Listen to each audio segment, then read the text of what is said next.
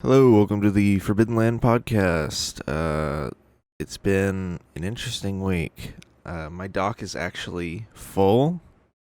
Wow. But will that last me an hour? No.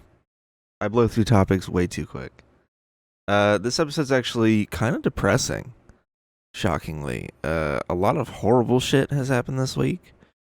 Jokes I made in the last week's episode are now horribly in taste because I didn't know that the what would you call her? The wife of the prince. Because they don't call her a princess for some reason, do they? Do they? Um, no, they do. Okay, so Princess Kate was she officially announced that she has cancer. Now, what kind of cancer that may be? I think it's been speculated that it's like ovarian or something. Um, Based on or like something down in her like abdomen, pelvic region, because that's where she said they were looking when they found it. Um, it's weird that they just won't say what type of cancer the king and princess have. I would assume it's so the public doesn't immediately start going, okay, well, they're fucking dead, so let's just start prepping for the next one. I assume that's why they don't do it. Because if it's a cancer that is like, deadly enough, fatal enough, then they don't want to. They don't want to tip people off to that. So as far as we're aware, it could be like the most survivable cancer of all time, or it could be something like pancreatic, where it's just like, okay, yeah, you're done. So very poorly timed news for my episode because I made jokes saying I was gonna ascend the throne and take the king's position, and then you know now it looks like I'm making cancer jokes about her. No, I'm making them about the king. As far as I'm aware, she hasn't done anything all that wrong. I don't know. Maybe there's some stuff with like Meghan Markle, but nothing that's worthy of death. I think the king and the queen, the queen before him, I think they did enough wrong shit for like their deaths to be justifiably joked about. Like, I think the jokes are warranted because just think about how many like atrocities England has committed with them at the head of the state. Kate's only been around since I was like in elementary school, so as far as I'm aware, England hasn't done much to really like warrant her being the subject of my jokes. So she's fine. She's in the clear. I hope she recovers. I hope she's fine. I don't know of anything that she's done that's worthy of like making cancer jokes about her. But yeah, she's in the clear. I hope she recovers. I hope she's fine. The king, on the other hand, like, come on. That dude's been present for so many African genocides and atrocities, and he's been present throughout the entire ordeal with Israel and Palestine. He's been present through all of it. Even if his mom was the one at the helm, it's like, I've seen the footage of you visiting these places, fuck ass. Like, I know what your involvement is with this. Also, his involvement with Diana. Like fuck you, dude. Motherfucker had a mistress, and now she's the queen or whatever they call her. I don't even think they call her that. Which is so weird. Why do they not call the fucking other person the king or queen? When Queen Elizabeth was the queen, I don't think they called her husband the king. I don't know why. So I don't think they call Charles's wife the queen, which doesn't make any sense to me. Why there's not a king and queen? Figure it the fuck out, guys. To the point where even I didn't even think Kate was the princess. She's the Princess of Wales, but I didn't even think that when I thought of it. I thought she was gonna be like the Duchess of some shit, you know. But anyways, so you know, sad update on that. I'm not gonna make any jokes about her. I don't think she deserves it. As far as I'm aware, everybody's always liked her. She hasn't really done much. Um, God, I kept seeing before the diagnosis was revealed, people like trying to say that Williams has a mistress and that he's following in his father's footsteps. And they had like evidence, and it was like the largest heaping pile of shit you've ever seen in your life. Like, no evidence to back it up. Just, what's your source? I made it the fuck up. Like, just absolute laziness. Yeah, here. This is what they did. You'd ask them for a source, and this is what they'd say. So, you know, then it comes to find out, oh, she has cancer. Oops. Yeah, good job, guys, speculating. Sheesh. Yeah. So the next thing on my list is a pretty big one. But before that, I'm gonna get to a smaller one. So back in August, I made an episode about the unsolved homicide case of 17-year-old Blake Chappell, and you know, it's been an ongoing unsolved case since 2011, and to do a grossly quick summary, basically, he, you know, was a 17-year-old kid. It's October 2011. He goes to the homecoming dance, and then he goes back to you know, his friend's house, and he sneaks out and walks to his girlfriend's house, and then when he's walking back, he then goes missing, and he's never seen from again until they find his deceased body in a river along the path he would have been walking. So, you know, obviously there's been a lot of speculation of like his last sighting. Oh my god, dude, why is my stuff so fragile? There's obviously been speculation about his last sighting. You know, was he last seen at the gas station in the market square? Was he last seen at the Quick Trip off of the highway, which is like nowhere near his suspected route? There's been like no weight given to that one. There's been a lot of speculation on who the suspect is, whether or not it's the stepfather of the ex, whether or not it's somebody who just like pretended to be a cop and pulled him over, because that was one of the last things that he texted about, is like a cop pulling him over, but the NPD has no record of it. So it leads all to this, because he's found 2 months later deceased in a river, like a little creek. So then it leads to you know, 2022 or one, I don't remember, I think it was 2021, where the NPD sets out a wanted list where it's like, you know, here's all these unsolved cases from the last 20 years. We can't solve them. Here's a large reward.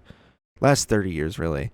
Here's a large bounty. You know, if y'all have any information, please, we will pay you this large sum of money. And so that kind of reignited the case a little bit, you know, in the public eye at least.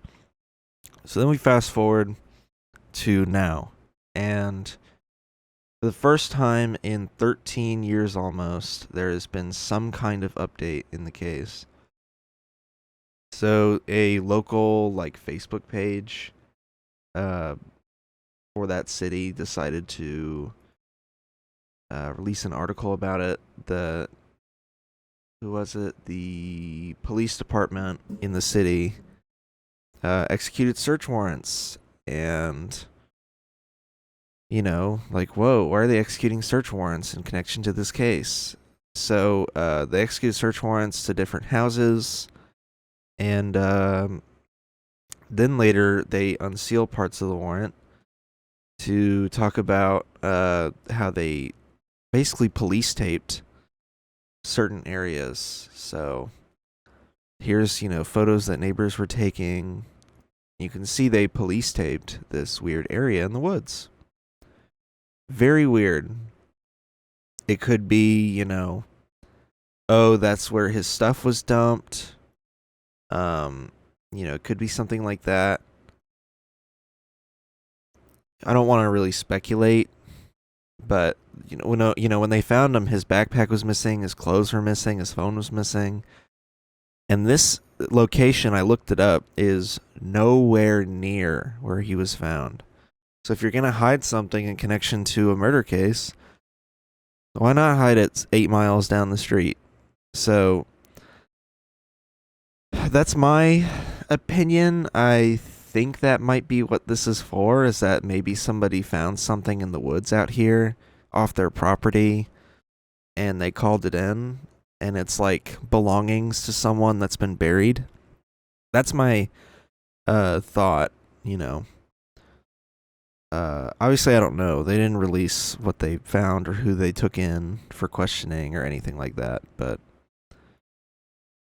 interesting stuff, and I really, really hope they can actually solve this case for the mother.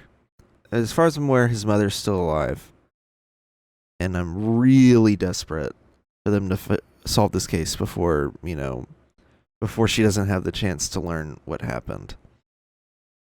So, all right, that's the update on Blake Chappell or Chappell. I don't really know how you pronounce his last name, so I'm sorry if I've been butchering it, but there's also another. I found this podcast after I recorded mine, and I hate that I found it so late, because it's a podcast I follow. It's one I listen to, but I never knew they had an episode about this. It's called Voices for Justice from Sarah Turney. Sarah Turney is a woman who has suspected that her father is responsible for her older sister going missing. So she created this podcast to, spread awareness for other missing persons cases with suspicious stuff around it, or not even suspicious stuff around it, just, people that have gone missing. And I'm scrolling through trying to find it. There was an episode about him in here that I didn't know she did until I already uploaded mine, which I hate myself for not listening to hers beforehand, because she has a lot more details. I think she even interviews the mother, and it's there's a lot more stuff in there that I didn't know. Yeah, here. It's this episode on Spotify or on any podcast platform that she's on. I don't know what other platforms she's on. But here you go. Here it is. Voices for Justice, Blake Chappell or Chappell. And yeah, it's not very long, but it's interesting. You should listen to it. So, moving on to a topic that's not much lighter. It's a little dark, but I do have a joke for it, unfortunately, so bear with me here. So, the other day, a bridge in Baltimore was hit by a boat. By the way, this has just become the news podcast, so just, oh, that tweet's gone. At least these aren't. I'm glad I downloaded all these. So, somebody uploaded actually a time lapse of the ship hitting the bridge, and this is at fighters_4, the number _human. So Fighters for Human on Twitter uploaded this time lapse, and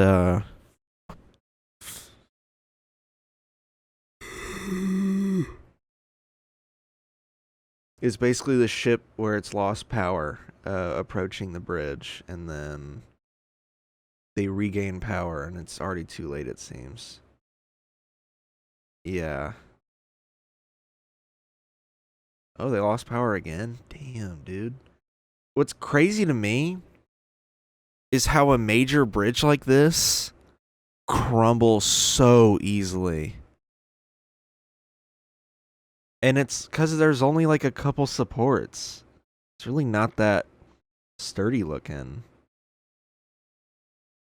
It's just insane to me that a bridge can hit one beam of the bridge and it collapses that fast. Okay, I guess it is a little sped up. I'll show the normal speed clip. But I'm just like, I'm shocked of how fast a bridge collapses like that. Here, I got the clip from a guy's point of view.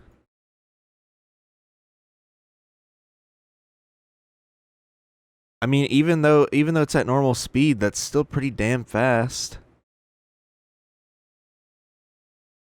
That's crazy.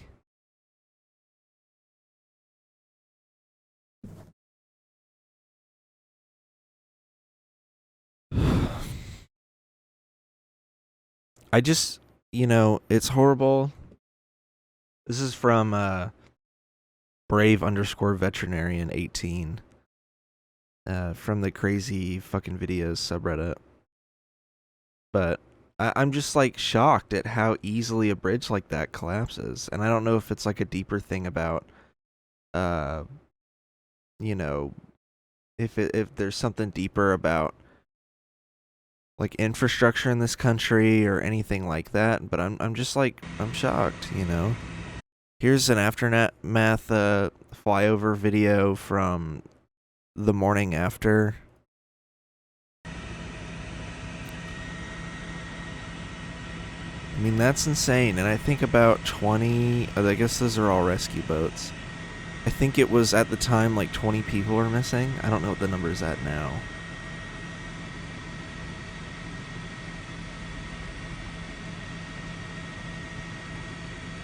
I gotta get some energy going for this next part, because what I'm about to say next about this, I'm mad.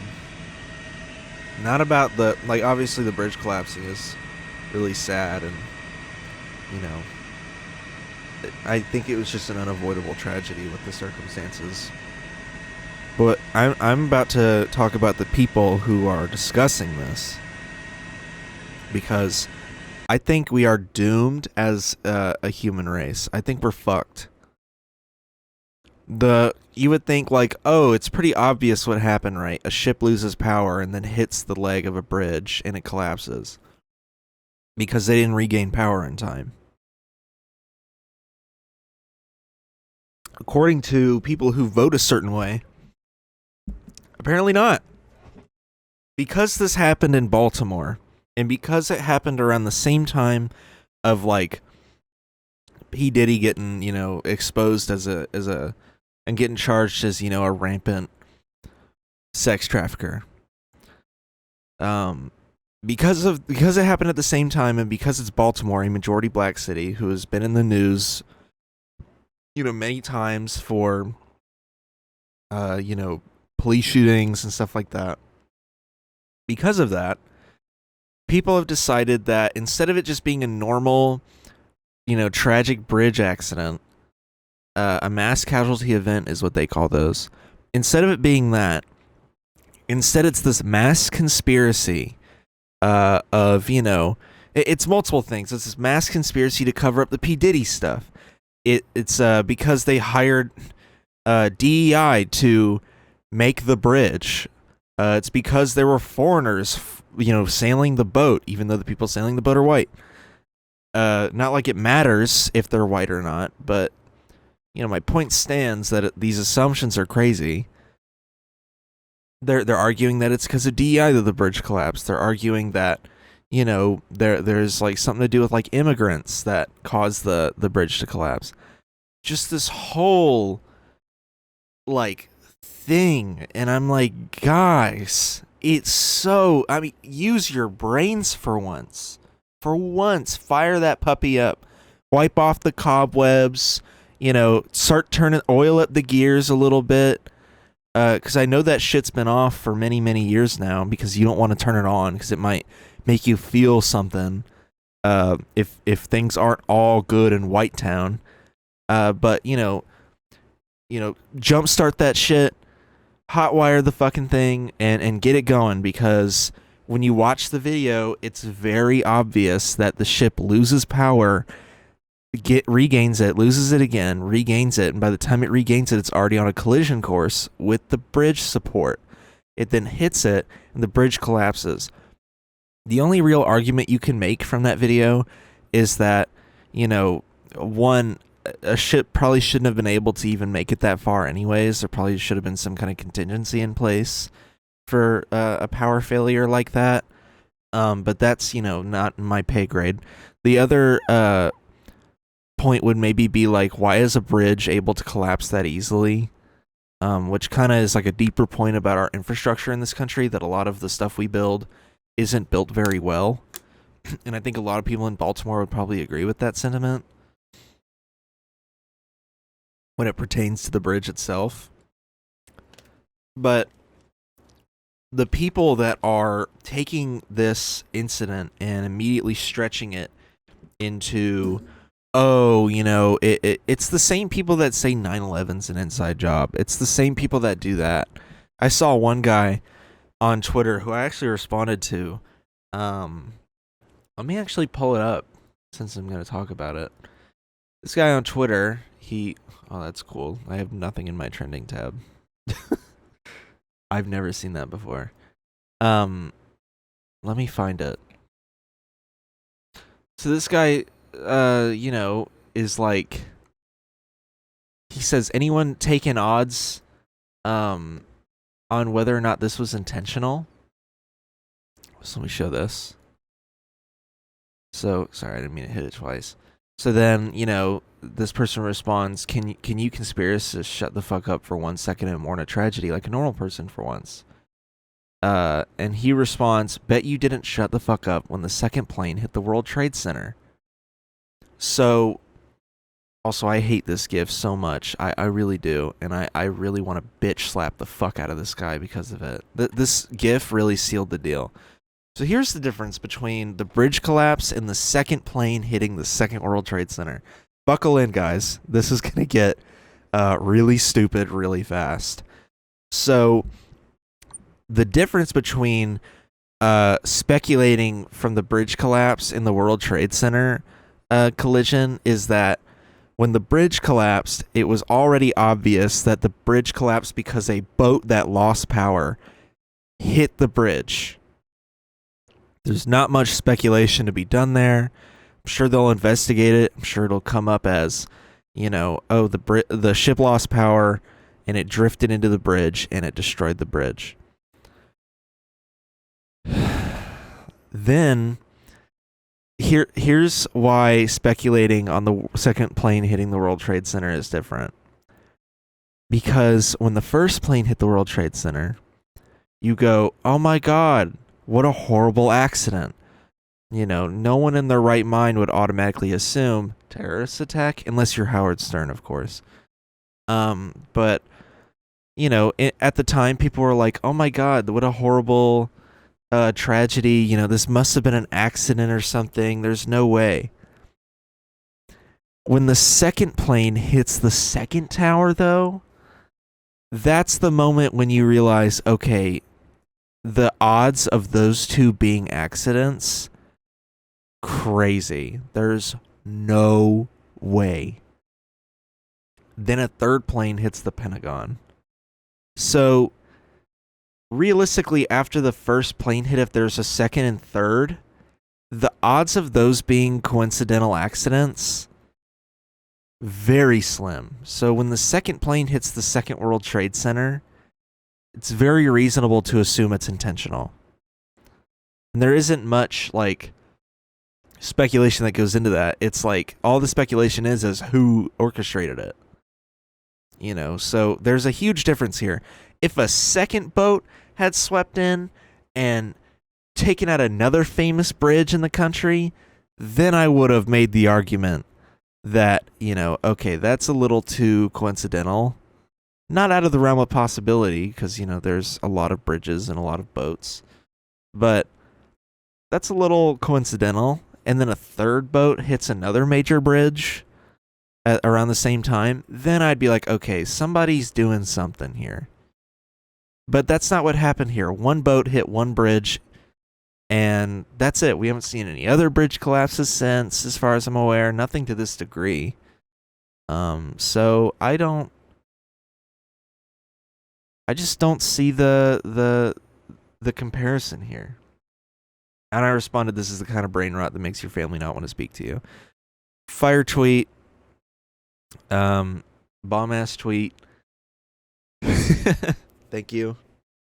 The other thing I saw were people immediately blaming Pete Buttigieg for this, which I thought was pretty funny. I'm like, I don't really know what the transportation secretary has to do with this, other than the aftermath part. I don't know how Pete Buttigieg's policies and whatnot contributed to a bridge being hit by a boat. But whatever. Y'all keep blaming the gay mayor, and it's whatever. I really don't know how that fits into all this. It just doesn't make any sense. One thing I did want to show though is this. I saw this on Twitter, and I'll put his thing up on the screen.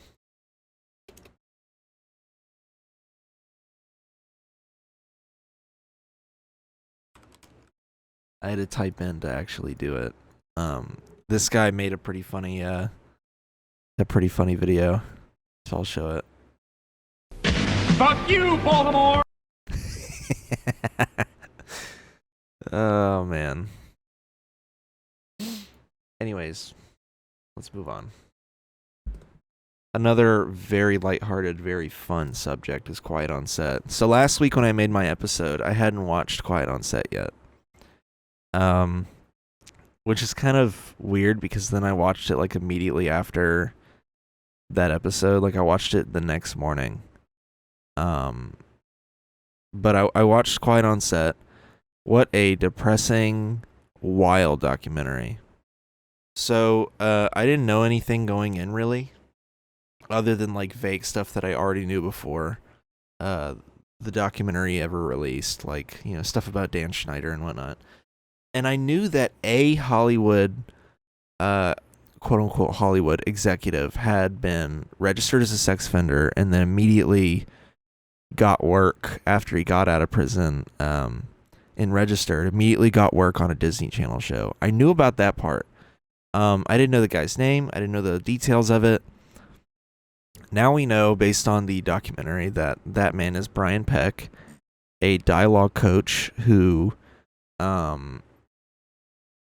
pretty much was grooming kids on the set, and in general is a weird guy as well. I mean, the dude was pen pals with John Wayne Gacy. Like, what's that about? Why are you pen pals with a child murderer? And he also was R-wording Drake Bell from Drake and Josh. And that's like a big, shocker reveal at the end of the second episode, because the crew and all that are like, wait, who was it? It was someone that was part of our show? Like, nobody knew, because Drake didn't tell any of them. And what an insane series of events, like the dad warning his mom that this was something that he was concerned about. The mom just straight up being like, I don't feel like driving. Go spend the night at the guy that your dad warned me about.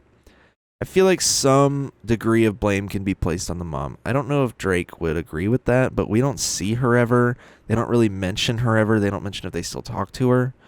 But it's like very obvious that she just only cared about his career based on the documentary.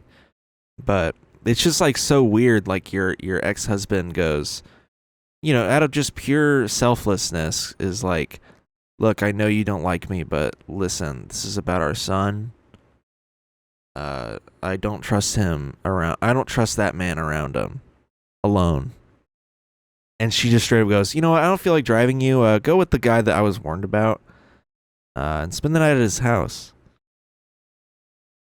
So, anyways, you know, take that as you will. So then,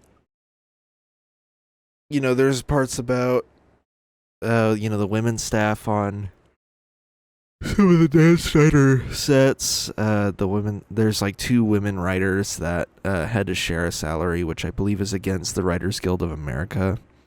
Which, I mean, I think was even proven because then the Writers Guild of America sued them and won.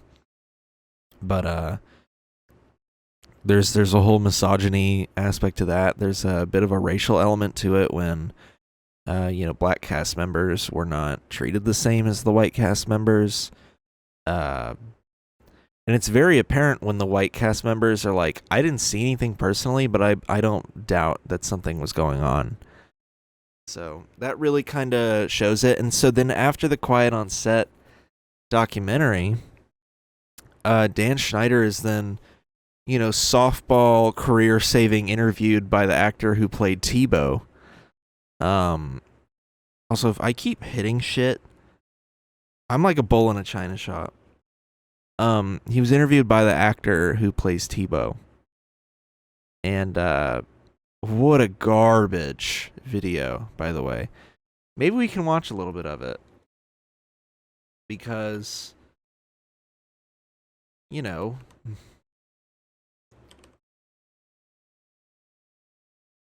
let's see, is there a video of this? Hey, it's Boogie. You may know me as Tebow and iCarly and Dreadlocks in one episode of House. Anyway, I'm here to Oh my god, he was in House. I knew it. I knew that was him. He's in a season 4 and he's in the House's Head episode. I knew that was him. It looks like him. Sorry, off topic. I think that's like probably one of the only big shows he's ever been in besides iCarly. Oh my god, I knew it was him. I didn't know they called him Dreadlocks. That's kind of weird, but he's the guy who like has the neck brace on and House is like, this guy has meningitis. We have to quarantine the entire ER because he's trying to figure out what's wrong with everybody. And yeah. Oh my god, I fucking knew it was him, dude. God. for my former boss for some reason. Dan, how you doing? Still worth 40 million. Awesome. Dan, the world should... Oh, this is just an edit. Okay. I fucking knew it, though. Where's the interview?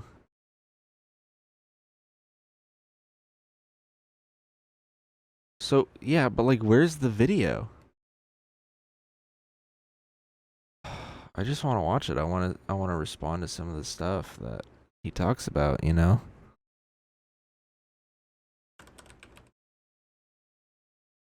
Oh, it's on the Dan Warp YouTube Boogie. channel. I played Tebow and Nick. Oh boy, here we go. Hey, it's Boogie. I played Tebow on Nickelodeon's iCarly. I got a chance to watch the Quiet on Set program, and I reached out to Dan to see if it was something that he'd be willing to discuss. I'm pleased to say that he said yes. Dan, how are you? I'm okay. I really appreciate you reaching out and giving me the opportunity to talk to you about the... Man, this is gonna be rough. Because I've seen bits and pieces of this. This is gonna be rough. What we saw. He admits to a lot of I'm stuff really glad too. you're here because I believe this is important. For sure. We've got a lot of things to unpack. But before I dive into my list of topics that I'd like to discuss, is there anything you'd like to start off with? Absolutely. Watching over the past 2 nights was very difficult. Me facing my past behaviors, some of which are embarrassing and that I regret. And I definitely owe some people a pretty strong apology. Let's talk about the massages. Okay. Watching the content yesterday, it was disturbing. It was wrong. It was wrong that I ever... It is wild that he's admitting to some of this stuff, by the way. Also, he looks gross. This beard is not it. This beard is really not it. Dude's got to lose the beard. put anybody in that position. It was the wrong thing to do. I'd never do it today. I'm embarrassed that I did it then. I apologize to anybody that I ever put in that situation. And even additionally, I apologize to the people who were walking around Video Village or wherever they happened, because there were lots of people there who witnessed it who also may have felt uncomfortable. So I owe them an apology as well. Yeah. I feel like he didn't give a fuck. He's just there to give, like, quote unquote credibility to the interview, and it's just not working. Talk to me about the writer's room. From what I saw, not cool. No, and I don't mean to cut you off, but if I can cut right to the chase, let me just say, no writer should ever feel uncomfortable in any writer's room, ever, period, the end, no excuses. Most TV writers, comedy writers have been in writers' rooms, and they are aware that... There's just not much for me to respond to here. I think the biggest thing is that it's weird that Boogie's doing this interview, because there's like very obvious examples. Oh, he also turned off the comments. Pussy. There's very obvious examples of racism on the iCarly set. Oh my god, the dislikes on this is crazy. Look at this. 154,000 likes. There's like very obvious examples of racism on the iCarly set. One of which is, you know,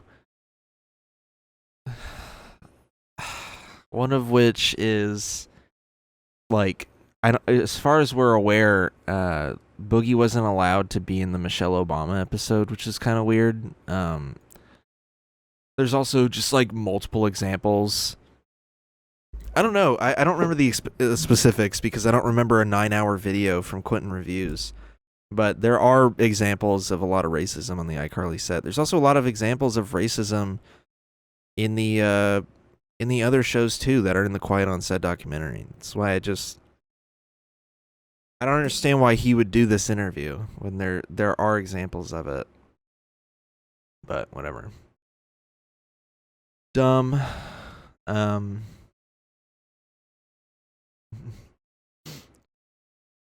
Yeah. Wow, I got through all my heavy hitting topics, meaning there are no more topics for me to talk about. Oh, right. I gotta watch the Bad Batch. I forgot about that. It's Wednesday. No, it's Thursday. I forgot entirely, honestly. I gotta get a haircut. I gotta do all that stuff. I got a full smorgasbord. But one thing I did want to talk about is my new YouTube series. So when I was a child, maybe not phrase it like that. When I was younger, I had a series called Danecraft. It was a modded Minecraft survival series. At the time, you know, modded series were very popular. The ones that I got inspiration from, I don't know how to find anymore because they're from so long ago. But if you remember the mod where there's a dragon that has 3 heads, it's like white and gold. That's that's one of the mods that was in the second series. But I would basically create my own mod packs and then go and do a survival series. And they'd be like around a little over 30 episodes for each series. I think the second one made it all the way up to like 40 something. But you know, it's been 10 years since the first series and 9 years since the second one. And they were all on 1.6 of Minecraft, and there was going to be a 3.0 on 1.7, but I couldn't find enough mods to like really get into it, if that makes sense. I had like a cool doors mod where you could have like a garage door, and like there was like better animations for it, and I had all that. I had some like cool little mob mods, stuff like that. But, you know, like a lot of the mods that were in my other mod pack where they added like horses and all that, horses were already in the game at this point. A lot of modded stuff was already added to the game. So I wasn't able to find enough mods to really justify doing a third mod pack. And by the time 1.8 came out, and then Forge got popular with 1.8, then the combat update came out, I just kind of lost interest in doing another mod pack. And at that point, I was also getting older, and I stopped playing the game as much. So here we are now. Fast forward to now. And I was watching some videos of people using some cool mods. And I thought to myself, what if I did another mod pack? It wouldn't be too hard. I know how to set up a server with it. I know how to, set up the mod pack where everything's compatible. Here's what's different about this one, is that I'm not using Forge anymore. I'm using Fabric. And yes, I know that NeoForge exists, but not a lot of mods support NeoForge. A ton of mods support Fabric. So I'm using that. And then, because I was going to do Forge originally, and then I kept noticing, what's this Fabric thing that I keep seeing? And a lot of the mods I want are Fabric only. So it's like 300 plus mods. And I whipped up the pack in a couple days, tested it all out, and then I started the series on the 26th. So the first episode, and I'm streaming all of it. I'm not going to upload anything for it. It's all going to be streamed. The first episode's about 3.5 hours long. The second episode breaks my record for the longest live stream I've ever done. It is 6.5 hours long. I've never done a stream that long before. So, I don't know when I'm going to do the third episode, but I have a thumbnail for it already, and I already know what it's going to be kind of centered around. But the goal of this third mod pack series is to keep the title simplistic, make the episodes just chill and enjoyable. It's literally just fucking awesome tracks. It's literally just us playing Minecraft modded, And one funny thing is in the chat over here. Can I pop the chat out?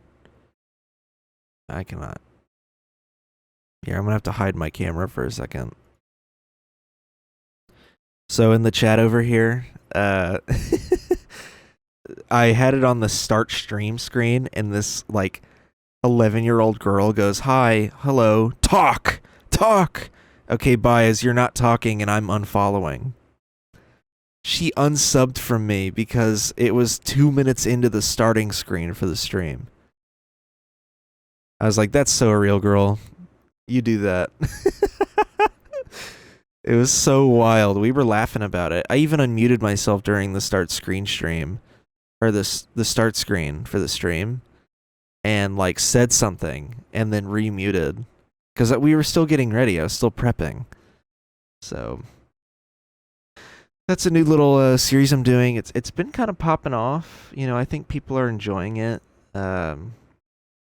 Popping off in my standard of what popping off is. But yeah. So Dingcraft 3.0, I guess, is its unofficial title. It's what I titled the first episode to kind of reference it, but I'm just calling it Minecraft Modded Survival. I'm not going to come up with a quirky name for it or anything. But the next episode should be at some point soon. Should go check that out. One more quick thing I wanted to discuss. And I don't know how long this topic is going to be, but I just wanted to add it in. So the other day I saw a tweet where this non-binary person posted a workout photo. They look very masked, but they go by they them, so they're non-binary, or NB in some way. And as somebody who's also non-binary, but usually presents more mask in general, and I haven't transitioned or anything to any kind of side or anything. I'm simply I just identify as that. As someone who's like that, this tweet that I saw took that person's tweet and then quote retweeted it and was like, they them pronouns in the bio, is non-binary just a feeling now or something? And this is like a trans person that did this, I think. And I just want to say a couple of things about it, because I'm really so sick of this discourse, because anybody outside the internet with a brain would understand this. Because I just saw a follow-up tweet from someone saying, I've never seen trans people defended the way I have seen people come to the defense of an AMAB person who actively and willingly performs all the markers of cis masculinity to claim a non-binary identity. And I just think that's very telling. I don't know what AMAB means. I think that's because I'm normal and not that chronically online. I think it's because I'm not absolutely brain rotted out my ass that I don't know what that means. But I just want to add on to this discourse a little bit. I think it's pretty gross when you're like gatekeeping the they them pronouns and the non-binary identity. I think it's really stupid that, oh, I'm not androgynous enough for you. It's like, look at how I look right now. Look at how I look right now. I'm in a hoodie, I'm in a beanie, and I have facial hair, and I generally dress like a guy. I'm wearing shorts that are like guy shorts. I wear guys clothing, all that. Anybody on the street would assume I'm just a normal dude. And that's why I use he, him pronouns as well as they, them. And, the way I personally feel and identify is non-binary. I don't think I'm tied to any gender. Growing up, I pretty much, I would like play with what was considered girls' toys. I acted very feminine. I still act very feminine now. Feminine than most guys. And, that's why I don't conform to any gender identity. And I think it's really weird when people just start randomly attacking people who are like me, because all that person was doing was just posting like a gym photo. And they, posted it. They're all muscular and everything. But they don't identify as a man. They identify as an NB, and there's nothing wrong with that.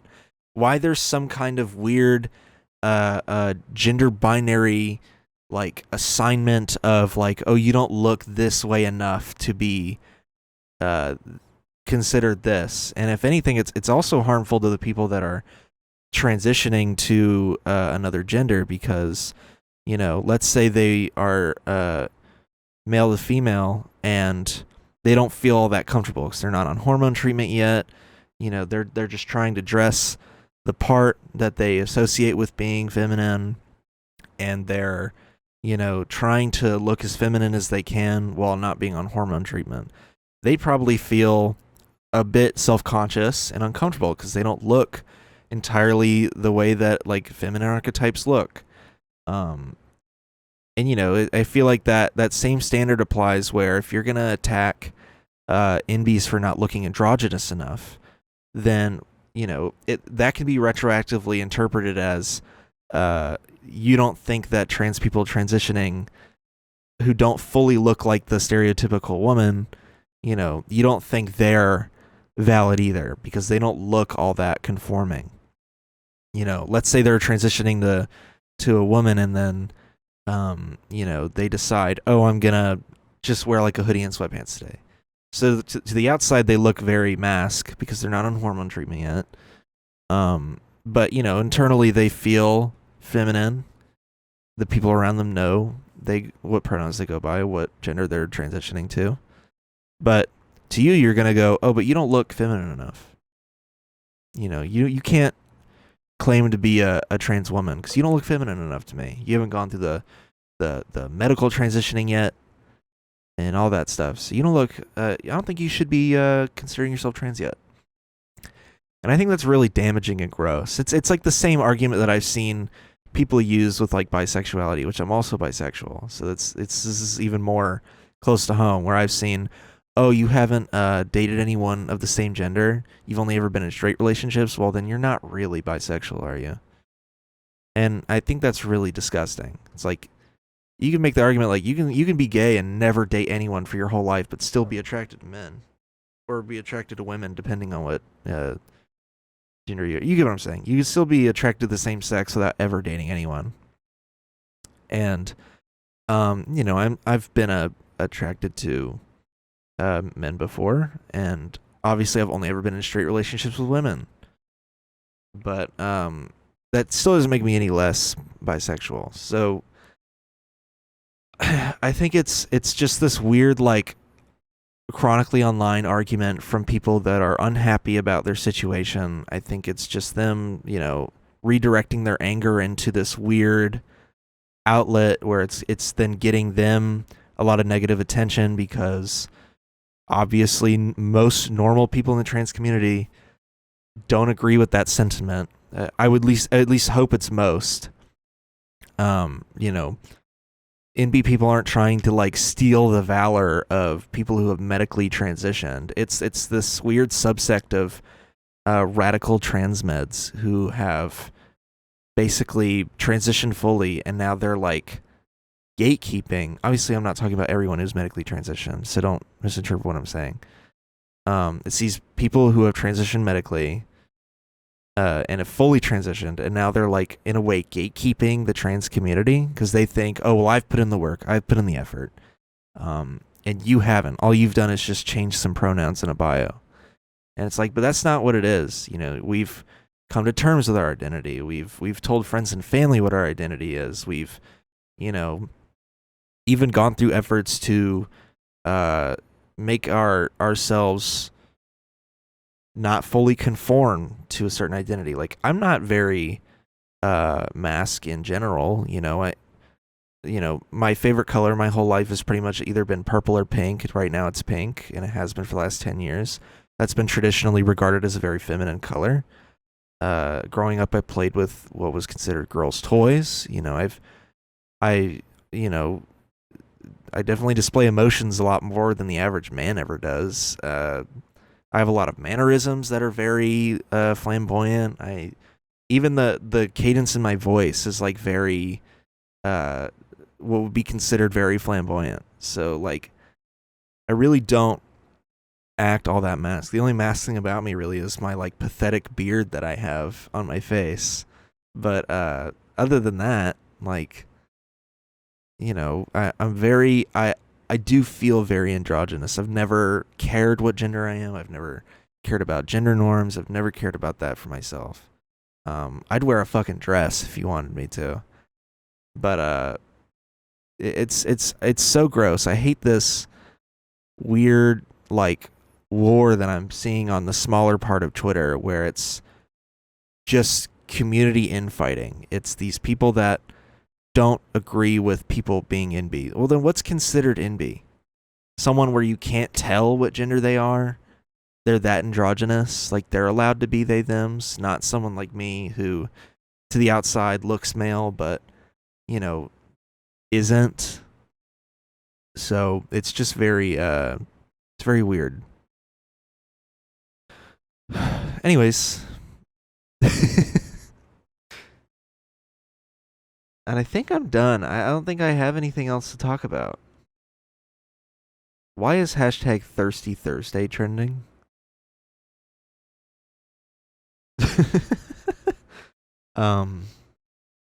Anyways. Alright, that's it for me. I've ran out of stuff to talk about. Shorter episode this week. Hopefully I have a guest episode coming up. Me and a friend have discussed doing an episode together, so maybe she'll be on soon. Yeah, alright. Thanks for watching. Thanks for listening if you were just listening. We're on Spotify, Apple Podcasts, the whole shebang. YouTube Music. Ooh. And we also have a Patreon and a Discord, so check those out in the description. And check out the live streams. They're fun. I do Apex, and I do this Modpack now for Minecraft, so check it out. Alright, that's it, and peace.